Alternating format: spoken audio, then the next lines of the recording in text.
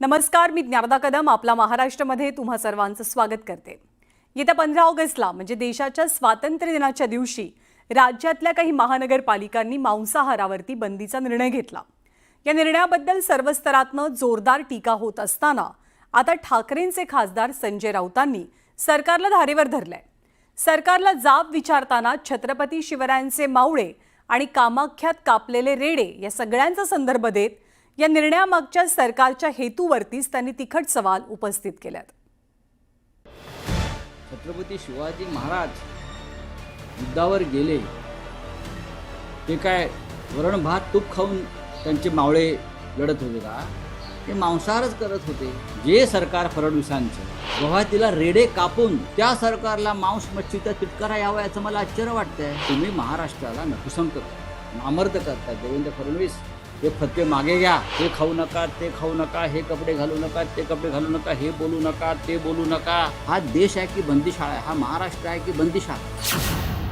देशाच्या स्वातंत्र्य दिनी मांसाहारावरती लादल्या जाणाऱ्या बंदीवरनं सरकार टीकेचं धनी बनतंय आणि या टीकाकारांमध्ये आघाडीवर आहेत ते ठाकरेंचे खासदार संजय राऊत। चिकन मटणची दुकानं बंद ठेवण्याच्या निर्णयाचा वाद राऊतांनी थेट महाराजांचे मावळे आणि कामाख्या देवीला कापलेल्या रेड्यांपर्यंत नेला।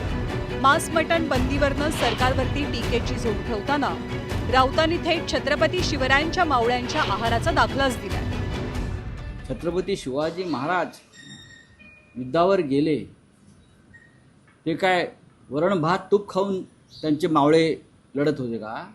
ते मांसाहारच करत होते चांगल्या प्रमाणात। पेशवेसुद्धा मांसाहार करत होते, बाजीराव पेशवे। त्याशिवाय युद्धावर लढता येत नाही। आता सीमेवरचं सैन्याला सुद्धा मांसाहार करावाच लागतो ना। वरण भात तूप पोळी खाऊन, श्रीखंडपुरी खाऊन नाही युद्ध लढता येत। तुम्ही महाराष्ट्राला नपुसंक करताय, नामर्द करताय। देवेंद्र फडणवीस हे फतवे मागे घ्या।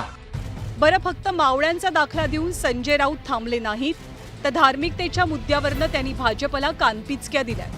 15 ऑगस्ट हा विजयोत्सव असल्याचं सांगत त्याला धार्मिक रंग देऊ नका असंही राऊतांनी सुनावलं। या स्वातंत्र्यासाठी रक्तपात झाला, हिंसाचार झाला, बॉम्ब फुटले, लोकांनी तुरुंगवास भोगला। त्याच्यामध्ये भारतीय जनता पक्ष किंवा आता जी विचारसरणी आहे मांस मच्छी न खाणाऱ्यांची, ते कुठेच नव्हते।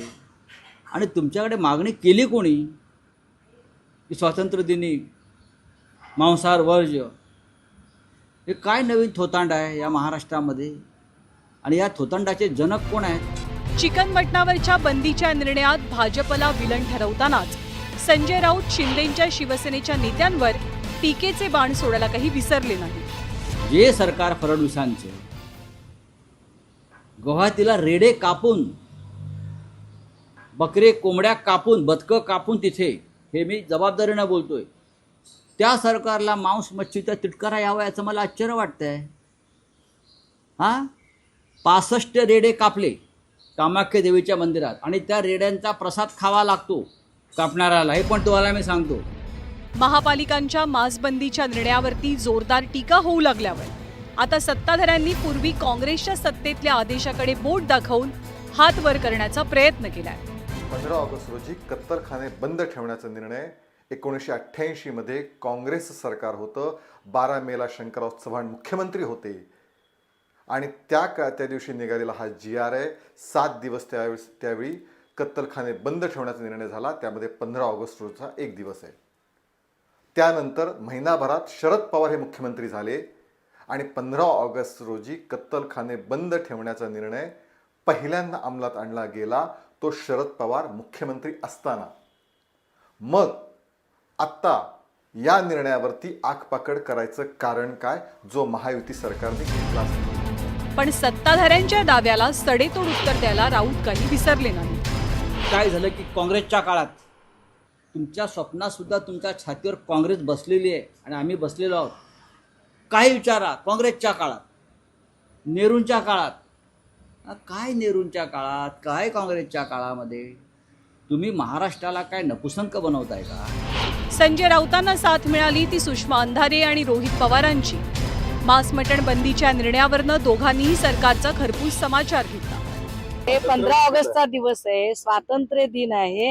स्वातंत्र्य दिनाच्या दिवशीच जर लोकांच्या खानपानावरच्या स्वातंत्र्यावर तुम्ही बंधनं आणत असाल तर मला वाटते की माननीय मुख्यमंत्र्यांना अजून स्वातंत्र्याचा अर्थच कळलेला नाही. सरकारमध्ये आपण जर बघितलं मूलभूत प्रश्नावर बोलण्यापेक्षा कोण काय खायचं, मग आम्ही हे बंद केलं ते बंद केलं, अरे ह्याला काय कोणाचं पोट भरणार आहे का, ह्याला हाताला काम मिळणार आहे का, शेतकरी आत्महत्या थांबणार आहे का. पण सरकारमध्ये असणारे सर्व नेते आणि त्यांचे कार्यकर्ते फक्त दिखावा नाहीतर एक सिम्बॉलिक राजकारणामध्ये गुंतलेले जातात. स्वातंत्र्याचा अर्थच मुळात कोणतीही बंदी नाही असा होतो.